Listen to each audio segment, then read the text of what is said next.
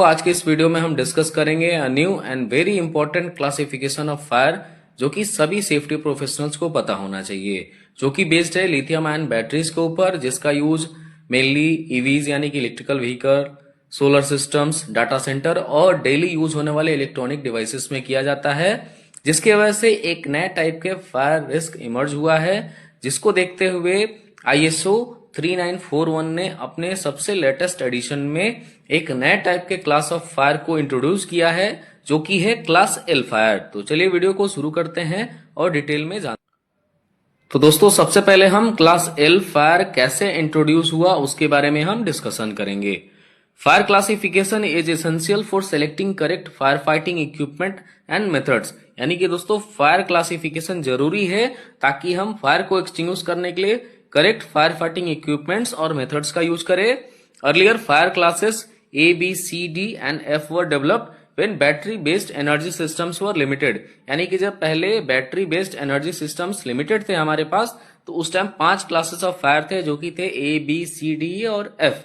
उसके बाद दोस्तों lithium ion batteries, electrical vehicles और एनर्जी स्टोरेज सिस्टम्स के रैपिड ग्रोथ के साथ एक नए टाइप का फायर बिहेवियर इमर्ज हुआ, जो कि एग्जिस्टिंग क्लास ऑफ फायर में फिट नहीं हो पा रहा था। यानी कि एग्जिस्टिंग जो ए बी सी डी और एफ क्लास ऑफ फायर था उसमें ये फायर बिहेवियर फिट नहीं हो पा रहा था। तो इसी को ऑफिशियली एड्रेस करने के लिए आईएसओ 3941 ने अपने लेटेस्ट एडिशन 2026 में एक नए टाइप के क्लास ऑफ फायर को इंट्रोड्यूस किया, जो कि है क्लास एल फायर।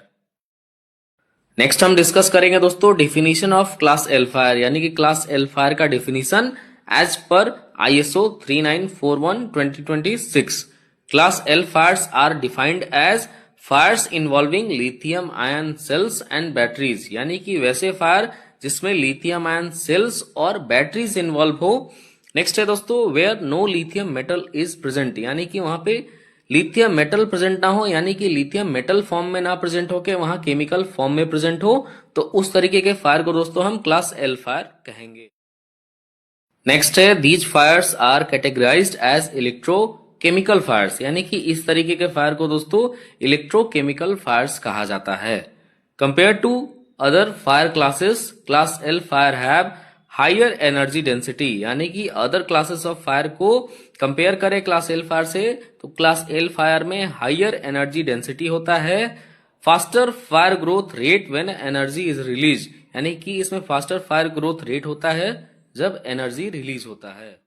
नेक्स्ट हम डिस्कस करेंगे दोस्तों how class L fire is different from other fire classes, यानी कि class L fire other classes of fire से कैसे डिफरेंट है। तो दोस्तों बात करें जितनी भी सॉलिड कंबस्टिबल मटेरियल्स है उनको क्लास ए में कैटेगराइज किया गया था, जितने भी फ्लेमेबल लिक्विड्स या लिक्विफाइबल सॉलिड्स है उनको क्लास बी में कैटेगराइज किया गया था, जितने भी फ्लेमेबल गैसेस है उनको क्लास सी में, जितने भी कंबस्टिबल मेटल्स है उनको क्लास डी में, और कुकिंग ऑयल्स एंड फैट्स है उनको क्लास एफ में कैटेगराइज किया गया था। अभी दोस्तों lithium ion batteries with internal electrochemical energy, अगर इस टाइप का कोई भी फायर होता है तो उसको क्लास एल में कैटेगराइज किया गया है।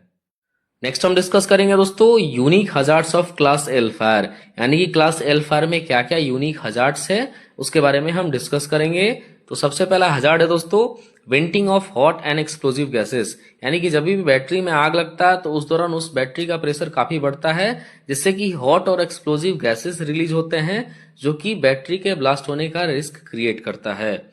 दूसरा है दोस्तों रिलीज ऑफ टॉक्सिक गैसेस, यानी कि जब भी लिथियम आयन बैटरीज में फायर होता है तो उस दौरान टॉक्सिक गैसेस रिलीज होता है, जो कि आसपास के लोगों को और फायर फाइटर्स को काफी नुकसान कर सकता है। नेक्स्ट है दोस्तों cascading thermal runaway heat transfer from one cell to another, यानी कि जब भी लिथियम आयन बैटरीज में फायर होता है तो थर्मल रनअवे होता है, यानी कि एक सेल से दूसरे सेल में हीट इमीडिएटली ट्रांसफर होता है, जो कि आग को काफी तेजी से बढ़ाता है।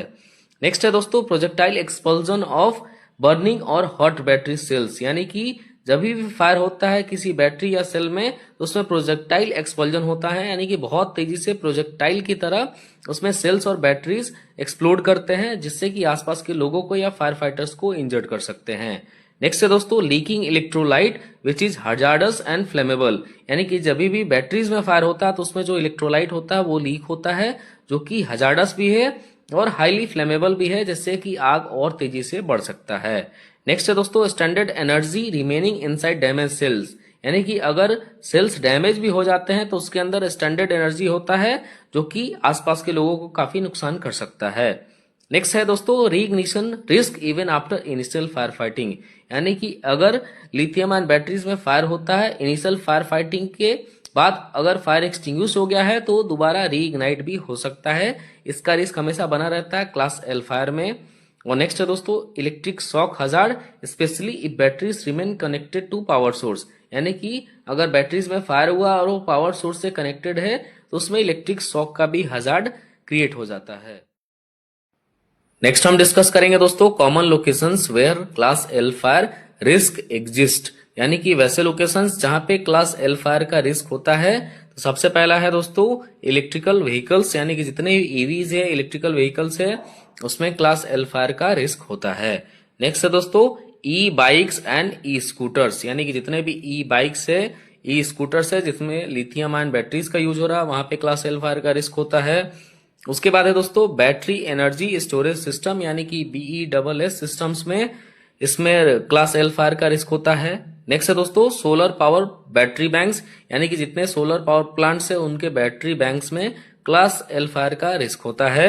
उसके बाद है दोस्तों data centres and UPS rooms, यानी कि डाटा सेंटर में जो बैटरी रूम्स है यूपीएस रूम्स है उसमें क्लास एल फायर का रिस्क होता है। उसके बाद है दोस्तों चार्जिंग स्टेशन, यानी कि चार्जिंग स्टेशन पे भी क्लास एल फायर का रिस्क होता है। उसके बाद है दोस्तों कंज्यूमर इलेक्ट्रॉनिक्स, यानी कि जो कंज्यूमर्स इलेक्ट्रॉनिक्स यूज करते हैं जैसे कि मोबाइल्स लैपटॉप्स पावर बैंक, उसमें भी क्लास एल फायर का रिस्क होता है। नेक्स्ट हम डिस्कस करेंगे दोस्तों fire fighting challenges in class L fire, यानी कि क्लास एल फायर्स में क्या क्या फायर फाइटिंग चैलेंजेस का सामना करना पड़ता है।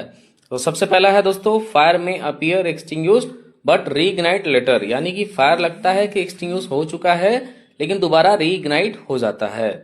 नेक्स्ट है दोस्तों standard extinguishers design for class A B और सी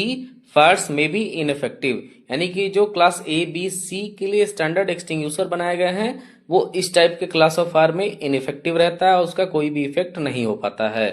उसके बाद है दोस्तों fire fighting agents may not reach the seat of the fire due to battery enclosure, यानी कि क्लास एल फायर में बैटरी इतने इनक्लोज होते हैं कि जो फायर फाइटिंग एजेंट है वो फायर के जड़ तक नहीं पहुंच पाता, जिससे कि फायर एक्सटिंग्विश नहीं हो पाता है। उसके बाद दोस्तों continuous monitoring is required even after suppression, यानी कि अगर हमने फायर को सप्रेस भी कर दिया है उसके बाद भी उसमें कंटिन्यूअस मॉनिटरिंग रिक्वायर्ड होता है ताकि फायर रीइग्नाइट ना हो।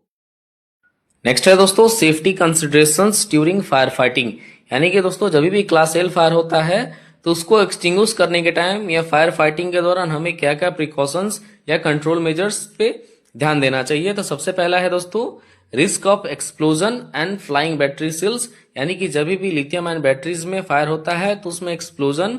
या बैटरी सेल्स के फ्लाई होने का रिस्क होता है जिससे कि फायर फाइटर्स को इंजर्ड कर सकता है। उसके बाद है दोस्तों risk of toxic gas exposure, यानी कि जो भी फायर फाइटर्स होंगे अगर लिथियम आयन बैटरी में कोई भी ऐसा फायर होता है तो उसमें टॉक्सिक गैस रिलीज होता है तो उससे फायर फाइटर्स इफेक्टेड हो सकते हैं। उसके बाद है दोस्तों रिस्क ऑफ इलेक्ट्रिक शॉक, यानी कि अगर जो बैटरीज है वो इलेक्ट्रिक सोर्स से कनेक्टेड है तो उसमें इलेक्ट्रिक शॉक का भी रिस्क बढ़ जाता है। उसके बाद है दोस्तों need for control fire fighting strategy, यानी कि जब भी अगर क्लास एल फायर हो तो उसमें कंट्रोल फायर फाइटिंग स्ट्रैटेजी हमें अपनाना चाहिए, नॉट एग्रेसिव अटैक, यानी कि एग्रेसिव फायर फाइटिंग स्ट्रैटेजी हमें नहीं अपनाना चाहिए। उसके बाद है दोस्तों ISO 3941 emphasizes that class L fire involve multiple simultaneous hazards not just flame, यानी कि ISO 3941 में क्लियरली डिस्क्राइब किया गया है कि क्लास एल फायर में सिर्फ एक फ्लेम ही हजार्ड नहीं है, उसके साथ साथ बहुत सारे हजार्ड्स हैं। तो दोस्तों thank you for watching this video. I hope आप लोग को वीडियो समझ में आया होगा। ऐसे ही और वीडियोस देखने के लिए सब्सक्राइब